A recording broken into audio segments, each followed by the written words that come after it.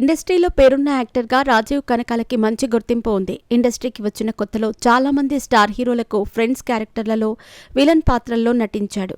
అలాగే junior NTR, Rajeev Kanakala close friends అనే సంగతి మనకు తెలిసిందే. ఇప్పటికే ఎన్టీఆర్కి రాజీవ్ కనకాలకి మధ్య ఉన్న బాండింగ్ చాలా సందర్భాలలో బయటపడింది. ఇక రాజీవ్ కనకాల క్యారెక్టర్ ఆర్టిస్ట్గా చాలా బిజీగా ఉన్నారు. సినిమాల్లో ఆయన గురించి ఒక సెంటిమెంట్ కూడా కొనసాగుతోంది. అదేంటంటే రాజీవ్ కనకాల ఏ సినిమాలో చనిపోయినా ఆ సినిమా ఖచ్చితంగా బ్లాక్ బస్టర్ హిట్ అవుతుంది అనే సెంటిమెంట్ ఉంది. అయితే ఇప్పటి వరకు చాలా సినిమాల్లో ఇది వర్కౌట్ అవటంతో చాలామంది దర్శకులు రాజీవ్ కనకాల పాత్ర గురించి రాసుకున్నప్పుడు చివరికి ఆయనకి చనిపోయే పాత్రని రాసుకుంటారు. అయితే అలాంటి రాజీవ్ కనకాల టాలీవుడ్ స్టార్ యాంకర్ అయినటువంటి సుమా భర్త అయిన సంగతి తెలిసిందే. ఇదిలా ఉండగా సుమా రాజీవ్ కనకాల దంపతుల కొడుకు రోషన్ కనకాల బబుల్ గమ్ అనే సినిమాతో హీరోగా తెలుగు సినిమా ఇండస్ట్రీకి పరిచయమైన సంగతి మనకు తెలిసిందే.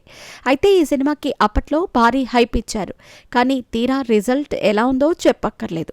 అయితే ఈ సినిమా వల్ల తాను చాలా నష్టపోయానంటూ రీసెంట్గా ఓ ఇంటర్వ్యూలో రాజీవ్ కనకాల చెప్పారు.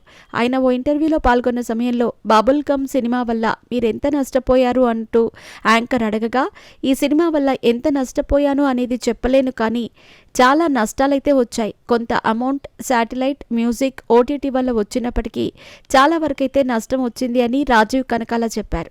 అయితే రోషన్కి ఇది మొదటి సినిమా అని తెలిసినప్పటికీ ఫలితాన్ని ఆలోచించకుండా సినిమా సక్సెస్ అవుతుందని గుడ్డిగా నమ్మి ఎక్కువ బడ్జెట్ పెట్టాను.